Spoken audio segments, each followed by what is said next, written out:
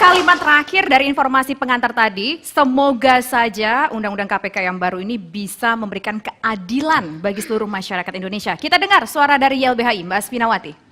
Ya, sebetulnya sebelum kita masuk ke pasal-pasal yang sebetulnya bisa diukur dengan objektif. Jadi kalau ada orang bilang itu memperkuat, itu mudah sekali sebetulnya membantahnya melalui norma, karena norma itu tidak pernah bohong. Kecuali kalau yang bikin nggak bagus, nggak pinter.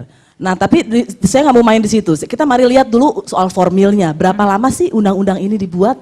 Apakah itu ada di daftar prioritas prolegnas? Gitu. Ketika dia dimasukkan daftar kumulatif terbuka, apa alasannya?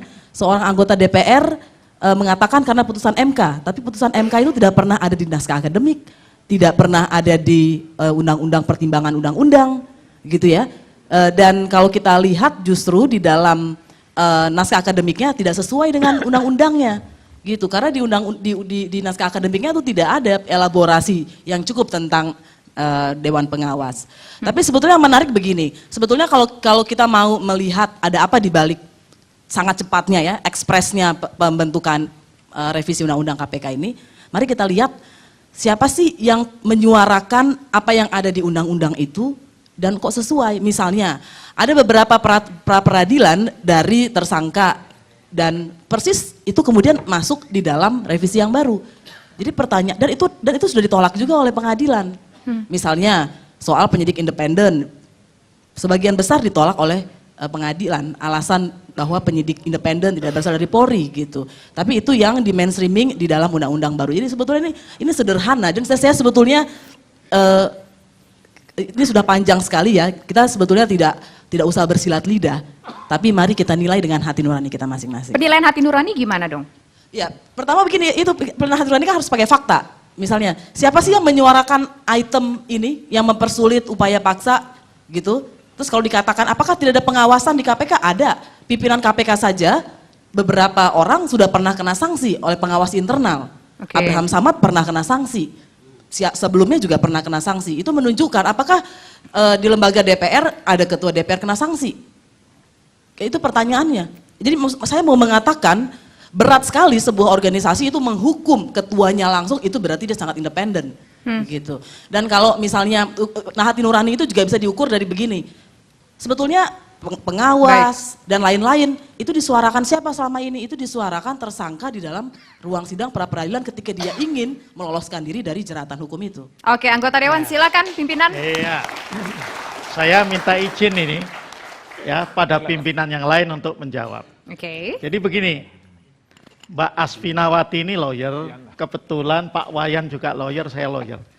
Kata orang Belanda, twee juristen drie meningen. Kalau ada dua lawyer, maka ada tiga pendapat. Ya. Jadi pendapat mana yang benar tentu ya bisa kita lihat kebenaran itu dari sudut pandangnya masing-masing dan bisa jadi itu tidak akan pernah berakhir kemudian sampai kita bisa membuktikan mana yang paling benar itu tidak akan bisa. Nantilah perjalanan sejarah. Itu yang pertama. Jadi kalau yang disampaikan Mbak Asfinawati sebagai bagian dari rakyat harus kita hormati karena ini negara demokrasi, ya. Boleh, ya. Kami pun yang di DPR juga harus mendengarkan itu, ya. Tetapi yang ingin saya katakan adalah bahwa yang namanya undang-undang itu bukan kitab suci, ya. Undang-undang KPK harus bisa dirubah kalau memang perlu dirubah. Dan undang-undang perubahan atau undang-undang hasil revisi KPK juga nanti harus dirubah kalau ternyata yang dikhawatirkan oleh sebagian kalangan masyarakat itu memang terjadi pelemahan. Tapi ini kan baru berlaku beberapa bulan yang lalu. Ya mari kita lihat sambil ya kita tetap membuka pintu untuk adanya legislative review. Kan juga interupsi terbuka. Boleh ya pimpinan. boleh interupsi. Gimana Om Wai? Nah, tadi menarik tadi bilang norma itu tidak pernah bohong. Ya. Yang bohong Pinocchio. Iya. Hidungnya panjang. Panjang. Iya. Pinocchio. Maksudnya apa ini? Gak ada maksud. Oh, nggak ada Pinocchio kan di sini. Kome itu Pinocchio. Oh, gitu. Kan itu. Nah, nanti ngomong nunggu berapa bulan, fak sejarah nunggu berapa lama. Udah berapa bulan sudah kelihatan tuh pelemahannya kok. Itu yang kemarin OTT. Ini Om Wahyu ini jangan-jangan dukun ini Bang Fadil Lison. Gitu. weruh sak derenge winareh ini, kalau kata orang Jawa. Iya, cuma sekedar nanya aja mewakili kena- kepentingan boleh, ini loh. boleh. Mahasiswa-mahasiswa dari tadi Iya. tungguin Izin mau. pimpinan.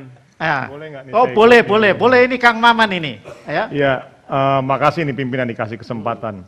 Saya ingin merespon masalah mengenai isu KPK ini. Semua nih tahu bahwa KPK itu kan lembaga ad hoc. Itu dulu ya. Kalau memang betul-betul kita-kita yang di Dewan ataupun yang kita kemarin melakukan Sebentar, ikut ad hoc terlibat. confirm itu. Betul, Anda setuju lembaga ad hoc KPK itu? Tidak. Ah, Oke, nggak gini. silakan. Saya mau bilang. Diselesaikan. Bagian ngadu-ngadu aja. Artinya begini. Kalau kita mau bubarin KPK, kemarin itu sebetulnya bisa saja. Kita satu DPR itu kan solid kemarin itu. Tetapi faktanya tidak dilakukan. Ada Dengar yang dulu. minta berarti Pak ya? Ada yang Ya, minta dengar dibubarkan dulu. ya suara Nah, aspirasinya ya? Dengar dulu. Artinya kalau kita mau bubarin itu bisa saja, tapi faktanya tidak dibubarkan. Berarti DPR masih melihat KPK perlu di Republik ini. Itu dulu satu.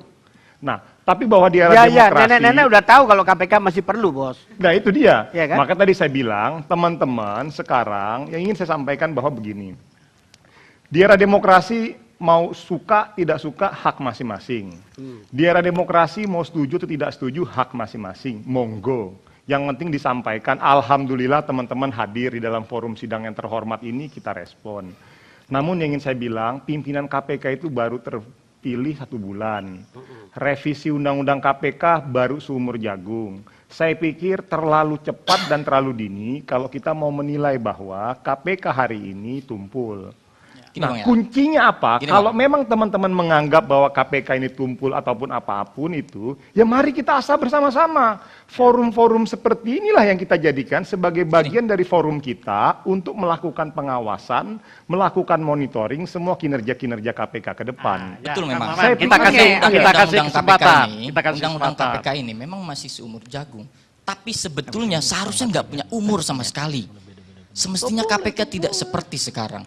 Saya balik tadi kalau kata Pak Abu Bakar ini talk show, kebanyakan show-nya kan. Oh, enggak, kita talk juga kok. Betul, semoga yang beliau katakan tidak seperti mereka mengurus negara. Kebanyakan show-nya gitu kan. Waduh. Enggak begitu Nah, ya. Waduh. Saya lanjutkan argumentasi saya. harus bantah dulu. Nah, saya saya salah paham. sebentar. Ini Enggak, kalimat Sebentar, saya benari dulu. enggak begini Bang. Enggak, saya benari dulu. Saya komentari dulu KPK. Saya yang bentar. menyatakan ini banyak show-nya itu TV One sendiri. Kita banyak show-nya. Ya tapi kan Anda ucapkan tadi. Tadi kan Anda ucapkan gitu. Oh, sorry. Gini ya. Ada pimpinan sidang. Oke, gini ya. Jadi harus melalui pimpinan Oke gini, sidang. Begitu. supaya enggak forum ini basa-basi. Forum ini semacam dulu bangsa Romawi mengenal dewa Janus. Janus itu mempunyai kemampuan menatap masa depan dan menatap masa yang lalu dalam satu waktu. Seperti tergambar dalam forum ini. Bapak-bapak yang ada di depan itu begitu optimis memandang bahwa KPK ini akan berhasil baru seumur jagung. Tetapi kalau ada wajah sebaliknya, kita justru melihat penetrasi undang-undang yang baru. Sama sekali tidak ada penguatannya. Contohnya apa ya? Yang Oke. kamu sampaikan contohnya apa? Apakah Kita sudah ada selama 2 bulan terakhir? Oke, dramatisasi OTT. OTT yang PT IKA semacam negara yang tak bisa ditembus oleh para penyidiknya. Apalagi kasus Komisaris Rosa yang kemudian dikembalikan ke institusinya. Di mana penetrasi penguatannya? Ini betul tadi, ada cacat prosedur pada saat pembuatan. Karena RUU KPK dibuat pada saat kondisi yang sangat genting. Kegentingan dari mana? Akibat pada saat Pilpres ada 2 penantang. Yang penantangnya pun ikut pada armada pemenang. Akibatnya apa? Gak ada check and balances. Sehingga legislatif hanya sebagai tempat stempel dari apa yang diwacanakan. Waduh, Nanti eksekutif. dulu. pimpinan. DPR dianggap sebagai tempat stempel. Ini Jadi, mesti kita dijawab oleh Pak Fadlison. Cukup dulu. Ya Cukup. betul. Dan Biar saya dijawab menambahkan oleh Tahan Pak dulu ya, sedikit. Fadlison, tahan ya. dulu ya. Dan Ya, terlihat sudah, paradoksnya. cukup. Saya menambahkan Tadi, sedikit. tadi agak tajam.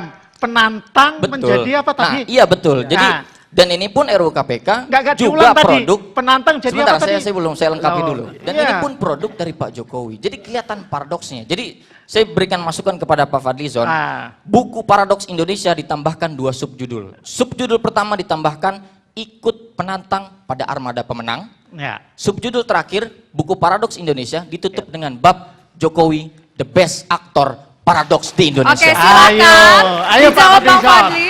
Ya, saya Terima belum kasih, tahu nih pimpinan. Pak Fadlison ini apakah oposisi rasa koalisi atau koalisi rasa oposisi.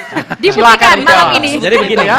saya apresiasi ya pendapat itu, dan saya memang harus kita melihat dalam sebuah konteks. Ketika itu memang agak dipaksakan gitu ya.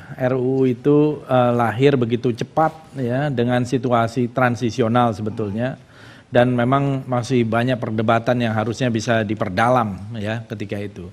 Dan ada juga sebetulnya arahan dari Pak Prabowo ketika itu ya tolak aja, sebetulnya begitu. Tapi memang dinamikanya beda, akhirnya hanya dengan catatan. Dan catatan itu termasuk beberapa hal terkait dengan Dewan Pengawas dan lain-lain. Tetapi memang menurut saya ada masalah, dan kelihatan sekarang memang ada masalah. Ini yang harus dibuktikan oleh pimpinan KPK sekarang, bahwa apa yang dikhawatirkan oleh masyarakat itu tidak terjadi. Tetapi ada beberapa insiden yang menunjukkan bahwa sekarang pelemahan terhadap KPK itu semakin terjadi. Saya kira ini tidak bisa dinafikan, dan ini yang harus menjadi evaluasi ke dalam KPK sendiri menurut saya. Oke, pimpinan, tadi pertanyaan udah terjawab tidak? Iya, Pak Ketua Fadlison. pimpinan, mohon izin Pak Fadli kelihatan masih oposisi. Bro. Oh, masih oposisi. Nah, paling yang paling enggak dijelasin. dari statementnya tadi ya. nah, jadi jatah perlu dipertimbangkan apa tidak ini? Oh iya, dia masa minta jatah. Oh. Enggak, saya ini bukan oposisi atau bukan koalisi, kan kita menyuarakan apa yang ada di dalam Tapi ketum Gerindra suasana jadi, masyarakat. Ketum Gerindra jadi menteri kan Bang ya? Ya. Kalau jadi- itu berbeda. Oh, berbeda. Ya, di dalam persoalan itu saya kira nggak ada urusannya. Artinya kita berjuang di eksekutif, berjuang di legislatif, itu dua hal yang hal yang berbeda dengan tadi persoalan KPK. Belum tentu semua nanti ya, udah bahwa benar. itu sama atau berbeda ya. Saya kira nanti kita lihat perjalanannya gitu. Oke, baik. Kita tahan dulu ya. ya. Kita tahan dulu. Kita masih punya sejumlah isu-isu lainnya, termasuk juga kita masih punya satu isu soal penegakan hukum yang akan kita bahas akhir-akhir ini, yang dianggap penegakan hukum itu tebang pilih, begitu ya tadi ya kata Sultannya. Kita akan bahas nanti bersama-sama tentunya di sini, tapi nanti pemirsa usai jeda berikut. Dua Sisi bersama Wadimor akan kembali sesaat lagi.